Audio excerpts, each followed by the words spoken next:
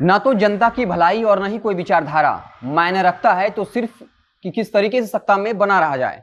बिहार में जेडीयू और बीजेपी का रिश्ता भी कुछ ऐसा ही है, चाहे वो जाति जनगणना का मसला हो, विशेष राज्य का दर्जा हो या फिर सम्राट अशोक को लेकर की गई टिप्पणी। हर बात को लेकर जेडीयू सिर्फ बीजेपी पर दबाव बनाने की कोशिश कर रही थी और ये कोशिश की जा रही थी कि उत्तर प्रदेश का विधानसभा चुनाव हो, वहां कुछ सीटें जेडीयू को कैसे मिल जाए, या फिर बिहार में जो 24 सीटों पर एमएलसी का चुनाव होना है उस पर जो है आधी सीट जेडीयू को कैसे मिल जाए। और इसको लेकर खबर यह है कि सीएम नीतीश अब उत्तर प्रदेश में चुनाव प्रचार नहीं करने जाएंगे और कल ही केंद्रीय श्रम मंत्री और बिहार बीजेपी के प्रभारी भूपेंद्र यादव पटना आ चुके हैं और आज लगभग 11 बजे सीएम नीतीश से उनकी मुलाकात होगी और इस बात की प्रबल संभावना है कि 24 सीटों पर जो एमएलसी का चुनाव होना है उसको लेकर सब बात फाइनल हो जाए और इसकी आधिकारिक घोषणा हो भी सकती है।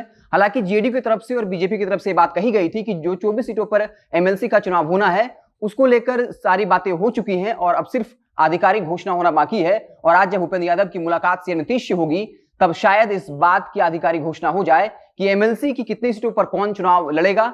हालांकि बता दें कि जेडीयू की यह मांग थी कि 24 सीटों पर एमएलसी का जो चुनाव होना है उसका बंटवारा लोकसभा चुनाव की तर्ज पर हो, यानी 12 सीट जेडीयू को मिले और 12 सीट बीजेपी को मिले। उसके बाद जेडीयू जो है वो उसमें से 2 सीट हम पार्टी को दे और बीजेपी 2 सीट वीआईपी को दे।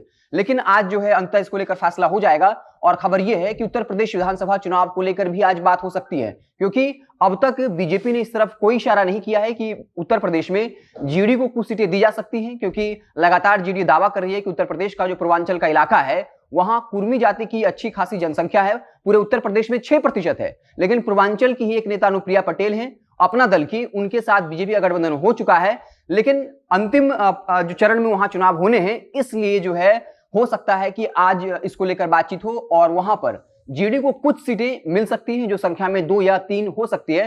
तो आज जो है इसको लेकर हो सकता है कि आधिकारिक घोषणा हो जाए। हालांकि उत्तर प्रदेश विधानसभा चुनाव को लेकर जेडीयू को कितनी सीटें मिलेंगी इसको लेकर कम संभावना है कि इस पर बात हो, लेकिन एमएलसी सीट को लेकर आज फाइनल रिजल्ट जो है वो सामने आ जाएगा। आपको बता दें कि बीजेपी साफ कर चुकी है कि वो वीआईपी पार्टी को एक भी एमएलसी का सीट नहीं देगी। मुकेश सहनी ने ऐलान कर दिया है कि अगर उन्हें एमएलसी की सीट नहीं दी जाती है तब वो 24 सीट पर अपना प्रत्याशी उतारने जा रहे हैं। बता दें कि 24 सीटों पर जो एमएलसी का चुनाव होना है, जुलाई 2020 में ही इसका कार्यकाल खत्म हो गया था, लेकिन चूंकि इस चुनाव में पंचायत प्रतिनिधि भाग लेते हैं और पंचायत चुनाव में देरी हुआ था कोरोना की वजह से, अब पंचायत चुनाव जो है वो हो चुका है, तमाम जनप्रतिनिधि जो है चुन लिए गए हैं। तो अब जल्द से जल्द हो सकता है कि फरवरी के लास्ट सप्ताह जो है उसमें 24 सीटों पर एमएलसी का चुनाव होना। और इसको लेकर एक तरफ एनडीए के अंदर आज बीजेपी जेडीयू के बीच बात होगी, वहीं महागठबंधन के अंदर आरजेडी लगभग सभी सीटों पर चुनाव लड़ने की तैयारी कर रही है।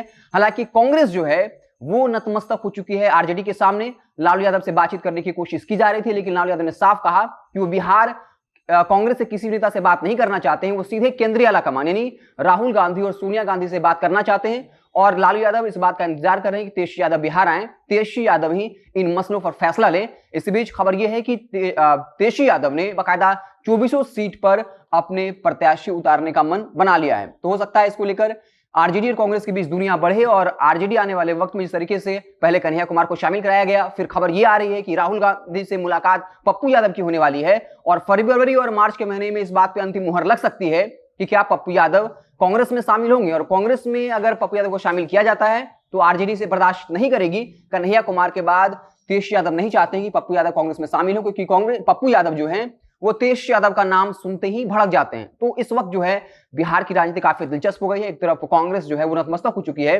वहीं दूसरी तरफ आज केंद्रीय श्रम मंत्री व बिहार बीजेपी के प्रभारी भूपेंद्र यादव कल शाम जो है पटना पहुंच चुके हैं और आज 11 बजे सीएम नीतीश से मुलाकात होनी है। और इस बात की प्रबल संभावना है कि 24 सीटों पर जो एमएलसी का चुनाव हो रहा है इसको लेकर आधिकारिक घोषणा हो जाए कि आखिर कौन कितनी सीट पर चुनाव लड़ेगा। हालांकि बीजेपी शुरुआती दौर में जब बीजेपी के प्रदेश अध्यक्ष संजय जायसवाल ने अमित शाह से मुलाकात की थी, उसके बाद मीडिया में बयान दिया था कि इस वक्त जो एमएलसी की सीटें 24 सीटें हैं उस पर 13 एमएलसी उनकी सिटिंग है और वो एक भी सीट नहीं छोड़ेंगे, सीट छोड़ने का सवाल पैदा ही नहीं होता। लेकिन उसके बाद में बिहार बीजेपी के कई नेताओं ने साफ तौर पर कहा था कि उनकी बात हो चुकी है और हो सकता है कि दोनों पार्टियां जो हैं वो 12-12 सीटों पर मान जाए। अब क्या कुछ होगा, बस कुछ घंटों का इंतजार है। इसको लेकर जैसे ही कुछ अपडेट आएगा तो हम उससे आपको इत्तला करेंगे। बाकी बिहार से जुड़ी तमाम पॉलिटिकल डेवलपमेंट्स हो, तमाम बयानबाजियां हो, उस पर हमारी नजरें बनी हुई हैं। आप देखते रहें जनता जंक्शन। बहुत बहुत धन्यवाद।